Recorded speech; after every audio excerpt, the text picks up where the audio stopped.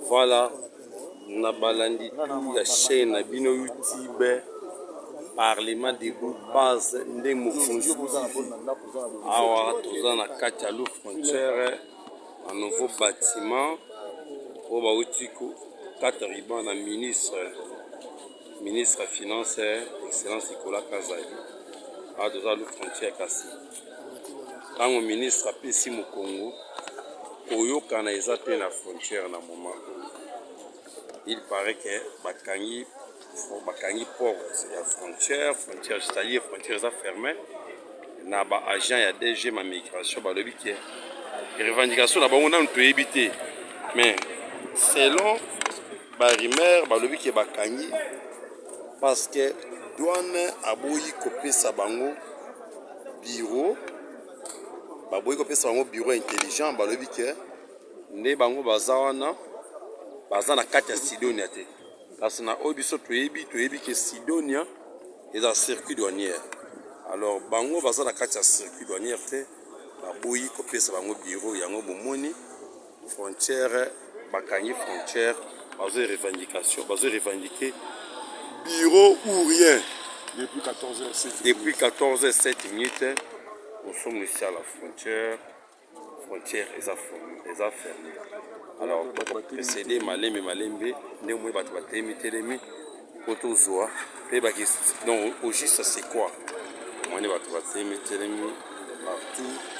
tokoyeba mpona kotransmettre bino information oyo eza digne vérifié po toyeba ke ezali jusque là toluka ata moto moko ameka koéclairer biso. Merci. Nous allons procéder à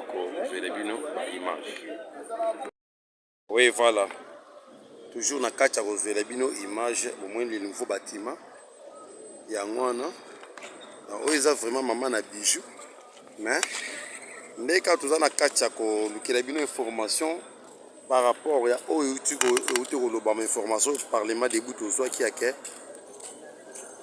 les frontières sont fermées depuis 14h na bandeko oya biso ya DGM oyo voilà kasi tomoni na mopanzi na pembeni ya bureau oyo tomoni na mopanzi ya tomoni kuna bakomi direction générale des migrations DGM immigration voilà mais tolingi toyeba pourquoi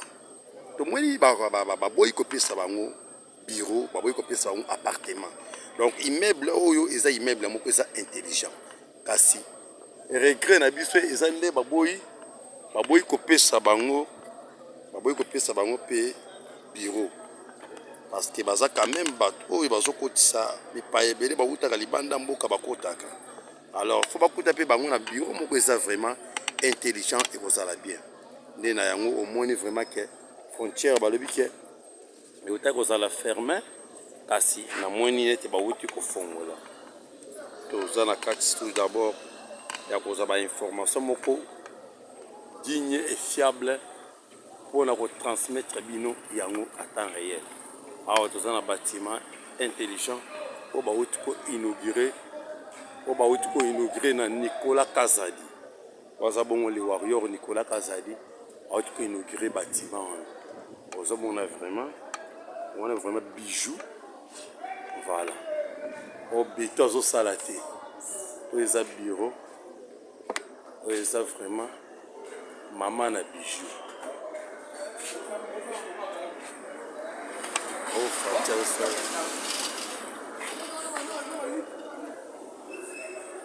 Ozo mona bureau ya moi.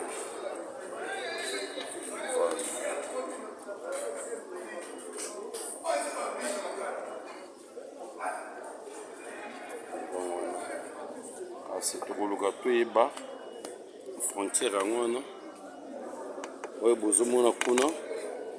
eza pont kaboli biso na Angola pont et kaboli biso na Angola ya ngwana bozomona ngo bien et qui kozala drapeau angolais ngwana bozomona ngo omoni ba agent na biso bazana drapeau angolais ngwana bozomona ezo pepa ngambo angolais ya ngwana na mopanzi boye eza biso que frontière ezaki ya kokangama na bandeko na biso ya DGM po bapimeli bango bureau oyo ya sika mais toyoki ke bauti kofongola tozoluka mpe bamutu nini akoki koéclaire biso aéclaire biso situation oyo. Merci toza na kati ya couvrir événement po toluka nani toyoki kointerviewe ameka kopesa bino information moko vérifiée et fiable. Chaîne abiso toujours bolandaka tout moment parlement debout base ne Mokonzi TV. Voilà, eza chaîne abino bolandaka parlement debout base ne Mokonzi TV. Awa neka na uti kozwela bino bilili na tamboli partout pour na compléter les bino image au bolandanga en direct na chaîne abino YouTube parlement debout base ne Mokonzi TV. O tozo senga bino bo s'abonner et belé na chaîne abino. Toujours na kata ko bikela bino information kasi na koti na tamboli partout awa na kata de frontière de bouti ko que frontière za fermée depuis 14 heures na batu oyo na bande ko na biso oyo ya DGM bakangaki frontière à partir de 14 heures donc de bozo mona boye ba conteneur zo kotate so kotali kuna na ngola nde na zweli bino na zweli bino ba image vous vraiment que porte est fermée bakangi alors toluki ko sonde bandeko bapesa bino bapesa so ba information pe ba ke bakangi frontière pourquoi kasi bali ko fungwa te tous les agents je dis bien agent tout ya DG balubi ke bako se prononcer parce que baza politique il faut encore chef na bango pour te ba ke na pouvoir nini bazu pour bakanga frontière pour na empêcher ma recette depuis 14 h jusqu'à 7 h ma recette quantité minute que ça bloqué dès toujours le pouvoir wana bazu yango wapi parce que bazu ordre ya mukanda ou bien aussi une instruction par téléphone. Keba, je dis bien, ordre ya kokanga frontière, et soit mis na téléphone, ou bien soit mis na document. Parce qu'il faut tirer beaucoup plus d'attention. La frontière, ils ont vraiment que dans le moment où le chef de l'État a son akacha kobunda pour na recette et mataba futaba agent. Un individu qui se permet, ya kokanga frontière, mais peut-être ceux qui n'ont pas ordre parce que baluki ordre outil likolo ordre outil pas bakonzi yango na 4 toujours babela ki biso na mbela place tozalaki balobeli parlement début faut boya awa situation ezo lekana na frontière awa bakangi frontière depuis 14 heures mituka ezo lekate ce ko tali kuna ndeko kozwa image baluka eza fermé ba conteneur wana eza na 4 donc deuxième na biso